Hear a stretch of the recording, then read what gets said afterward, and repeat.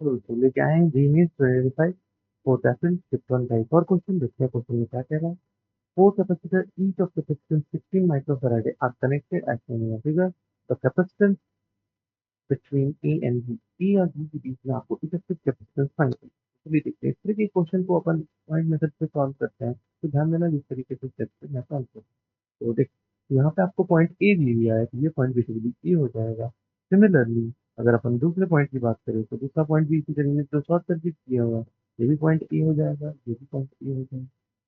ठीक है, अब ध्यान देना, यहाँ बी है तो ये वाला भी पॉइंट बी सेम इसी तरीके से अगर जाए इधर से, ये पॉइंट सी बी और ये भी बी, इसी तरीके से ये शॉर्ट सर्किट है, यहाँ पे ये भी पॉइंट बी और ये भी पॉइंट बी। तो अगर अपन ड्रॉ करते हैं ए पॉइंट अगर इसको डिनोट करते हैं तो ध्यान देना, ए और बी के बीच में एक कैपेसिटेंस है, तो ए और बी के बीच में एक कैपेसिटेंस हो गया।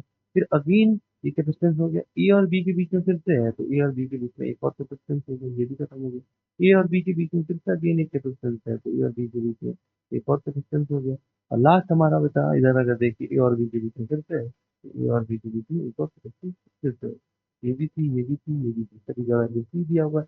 तो अगर अपन को अभी एक ऐसा कॉम्बिनेशन मिल जाता है, फिगर दिख रहा है, तो फिगर 4 हो जाएगा, पैरेलल में है। और पैरेलल के लिए अपन क्या लिखते हैं, इक्विवेलेंट मेरा क्या आ जाता है, मेरा पैरेलल के लिए C1 plus C2 plus C3। तो यहाँ पे क्या है, यहाँ पे बेसिकली आपका 4 है, तो अपन क्या लिख सकते हैं, C plus C that is equal to 4C।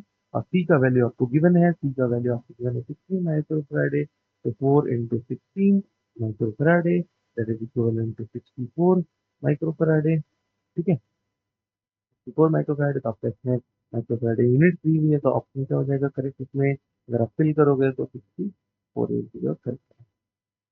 ठीक है,